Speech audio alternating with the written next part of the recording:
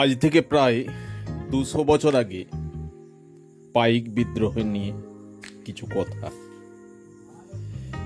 কোম্পানির শাসনের গোড়ার দিকে 1767 চুয়াড় বিদ্রোহ ঘাটশিলা, রায়পুর প্রভৃতি স্থানে দেখা দিল। ফার্গুসন সৈন্য নিয়ে তাদের দমন করলে এরপর এলো 76-এর মনন্তর বা দুর্ভিক্ষ। বহু লোক মারা গেল। বণিক ইংরেজ ফন্দি ফিকির করতে লাগলো এসব বিপর্যয়ে তাদের খাজনা আদায় যেন ঠিক থাকে। নানা কৌশল করে তারা খাজনা আদায়ের ফিকির করলো।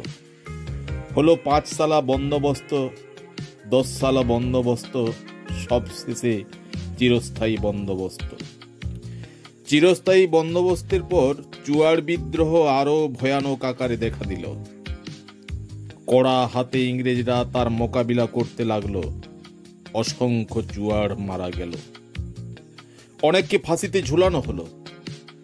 যে উদ্দেশ্য কোম্পানি তাদের কড়া শাসন চালু করেছিল তার সফলতা হলো না। এই অঞ্চলে কর একেবারে আদায় হলো না।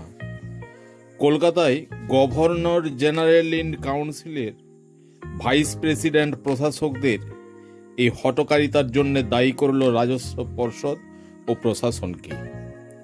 ভালোভাবে সব না দেখে করের বোঝা বাড়ানোয় ক্ষতিটাই যে বেশি হয়েছে তা এখন সরকার কিছুটা বুঝতে পেরেছিল। তারা সাময়িকভাবে এই কর ব্যবস্থা তুলে দিলে, কিন্তু অন্যায় অত্যাচারের বিরুদ্ধে বিক্ষোভ বিদ্রোহ এই অঞ্চলের ভূমিপত্র তথাকথিত নির্যাতির রক্তের মধ্যে ছিল প্রবাহিত। তাই বগুড়ি রাজ্যের সাধারণ কৃষক প্রজা পাইক লায়েক আবার বিদ্রোহী হয়ে উঠল। এক নতুন ধরনের বিদ্রোহ। ঘটনাটা মূলত ঘটেছিল বগুড়ির রাজ্যচ্যুত রাজা ছত্র সিংহকে নিয়ে।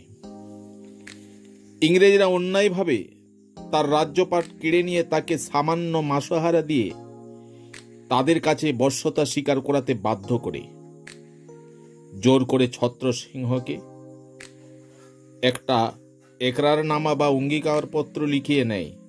তা ছিল খুবই